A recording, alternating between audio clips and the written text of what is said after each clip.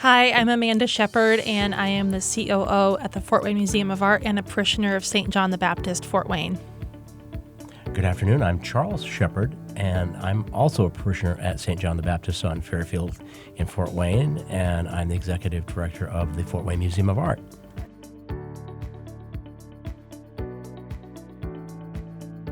I probably saw a bumper sticker. I'm sure it was something like that. And and this must have been years ago. So I must have just turned it on and thought, I need to be listening to that.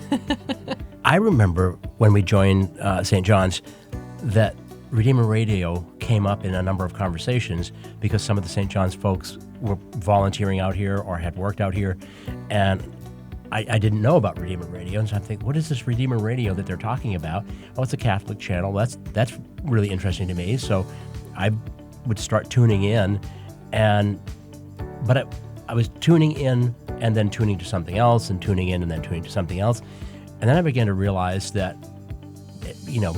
everybody has a perspective, and why wouldn't I be listening to the Catholic perspective on so many things in life? What do we need to channel hop for? Let's just focus on Redeemer Radio.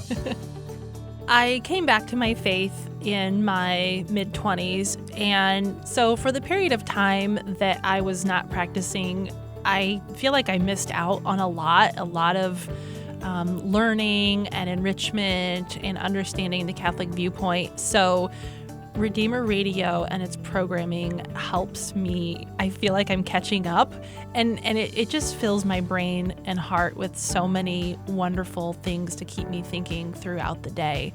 I grew up in a small town with a fairly small Catholic community, and Redeemer Radio opens up my world. I'm connected to the church around the world. It's really amazing.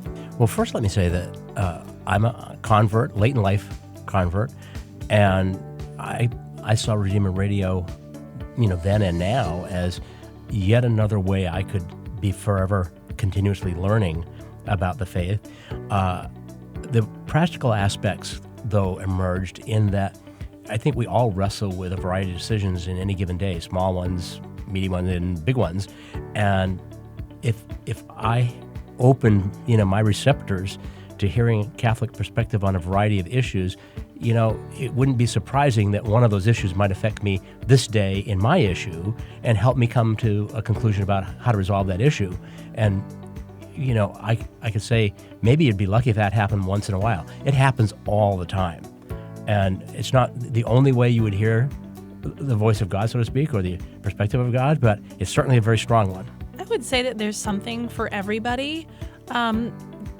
If you love the liturgy, you can hear Mass. If you love apologetics, you get the world's best. If you like talk radio and fun, you can get that as well. If you want to hear from Bishop Rhodes, you can get that. If you want to have fun with Kyle Hyman, you can get that. If you want to listen to us talk about art, you can get that. It just shows you the beautiful diversity of our Catholic faith, and that you can hear so many different voices, which again broadens your world and gives you perspective and reminds you that you're not alone.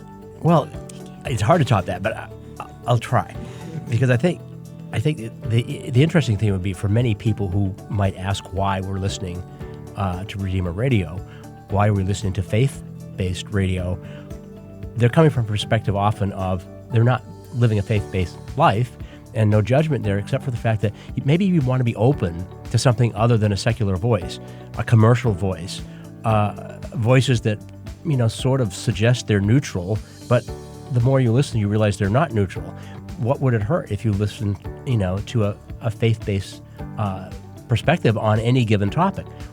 How would that hurt you? Show me how that would hurt you.